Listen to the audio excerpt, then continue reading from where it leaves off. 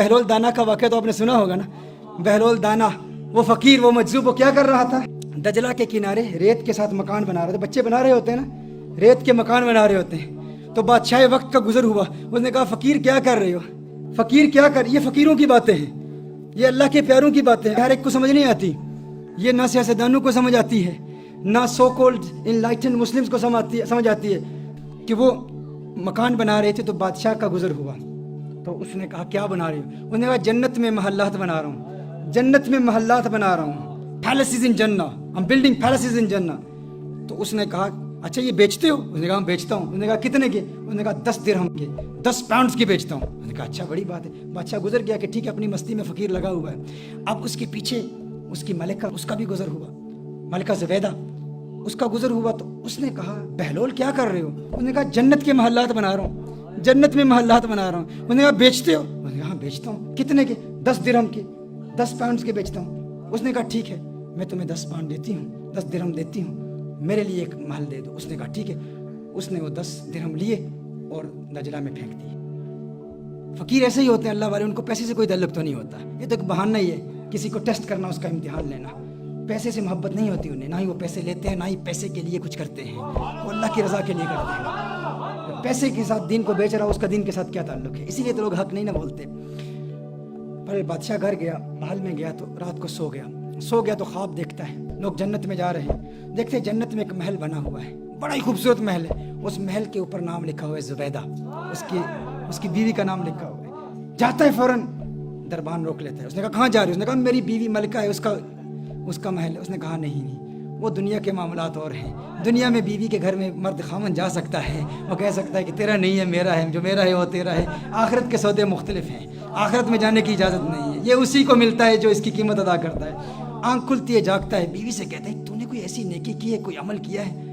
میں نے تیرے لیے بڑے خوبصورت خواب دیکھی ہے, تجھے بڑے بلند مقام پر دیکھا. اس نے کہا میری تو ایسی کوئی نیکی نہیں ہے, معمولات کے مطابق جو نیکیاں ہیں وہی ہیں, اور کوئی نیکی نہیں. ہاں ایک بات یاد ہے کہ کل دجلہ کے کنارے وہ بہلول نہیں ہے مجذوب فقیر, وہ جسے لوگ پاگل دیوانہ کہتے ہیں, وہ بیٹھا ہوا محلات بنا رہا تھا.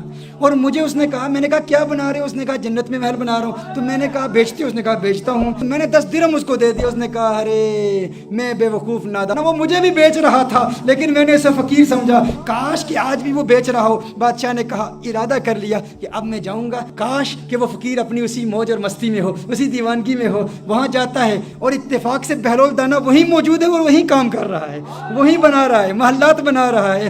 پوچھا فقیر بہلول کیا کر رہے ہو؟ کہا جنت کے محلات بنا رہا ہوں. کہا بیچتے ہو؟ کہاں بیچتا ہوں. تو وہ اپنے جیب میں ہاتھ ڈالتا ہے 10 درہم نکالنے کے لیے, ابھی نکال ہی رہا ہوتا ہے تو پوچھتا ہے کتنے کے ہیں؟ اس نے کہا آدھی سلطنت, ہاف آف یور کنگڈم, آدھی سلطنت, آدھی سے. اس نے کہا اللہ کے بندے کل 10 درہم کے بیچ رہے تھے, آج آدھی سلطنت. اس نے کہا کل تم نے دیکھا نہیں تھا نا, آج دیکھ کے آئے ہو.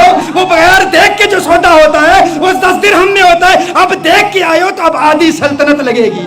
میرے دوستو یہی پیغام پہنچانا چاہتا ہوں, جس نے دیکھا نہیں نا, حضور کو دیکھا نہیں, اس کا بھی مقام بہت بلند و بالا ہے. اسی کے لیے حضور اکرم صلی اللہ علیہ وآلہ وسلم نے ارشاد فرمایا تھا, اے صحابہ تمہارے نزدیک سب سے عجیب ایمان کس کا ہے؟ تو صحابہ نے کہا یا رسول اللہ صلی اللہ علیہ وسلم سب سے عجیب ایمان تو ملائکہ کا ہے, فرشتوں کا ہے. میرے آقا صلی اللہ علیہ وسلم ارشاد فرمایا تو اللہ کو دیکھتے ہیں. کہا پھر انبیاء کا ہے, انبیاء کا ایمان سب سے اعلیٰ, سب سے عرفہ, سب سے بلند و بالا. لیکن میرے آقا صلی اللہ علیہ وسلم جس نقطے کی طرف اشارہ کر رہے ہیں وہ نقطہ کیا ہے, عجیب بات کیا ہے؟ حضور نے فرمایا انبیاء پر تو وہی نازل ہوتی ہے, بتاؤ تمہارے نزدیک سب سے عجیب ایمان کس کا ہے؟ صحابہ نے کہا فنحن یا رسول اللہ صلی اللہ علیہ وسلم, آقا پھر ہمارا ایمان سب سے عجیب ہے. حضور نے ارشاد فرمایا تم تو میرے چہرہ والضحیٰ کو دیکھتے ہو, تم تو مجھے دیکھتے ہو. کہا پھر یا رسول اللہ صلی اللہ علیہ وسلم آپ خود ارشاد فرما دیں. اب آقا کی حدیث کا مفہوم اپنی زبان میں پیش کر رہا ہوں. میرے آقا نے ارشاد فرمایا ہے میرے صحابہ ملائکہ کا ایمان بہت بلند, انبیاء کا ایمان بہت عرفہ بہت اعلیٰ, صحابہ کا ایمان بہت عرفہ بہت اعلیٰ, لیکن مجھ محمد کے نزدیک سب سے یونیک ایمان, سب سے عجیب ایمان میرے ان عاشقوں کا ہے جو کبھی مجھے دیکھیں گے بھی نہیں اور 1400 سال بعد آ کر میری ایک جھلک دیکھنے کے لیے اپنی جان مال اولاد قربان کرنے کے لیے تیار ہو جائیں گے. مجھ محمد کے نزدیک میرے ان عاشقوں کا ایمان سب سے عجیب ایمان ہے. یہ وہ سوتے ہیں جو بغیر دیکھے کے ہیں, تم نے دیکھا بھی نہیں اور ان کے لیے جان قربان کرنے کے لیے تیار ہو. تمہارے لیے میرے آقا نے ارشاد فرمایا توبہ لمن رآنی وآمن بی, ارے مبارک ہو ان کو جنہوں نے مجھے دیکھا اور مجھ پر ایمان لائے. اور توبہ 7 مرات, اور 7 مبارک ہو میرے ان عاشقوں کو کہ جنہوں نے مجھے دیکھا بھی نہیں اور میرے دیوانے ہو گئے. تم نے دیکھا بھی نہیں, تم نے دیکھا بھی نہیں.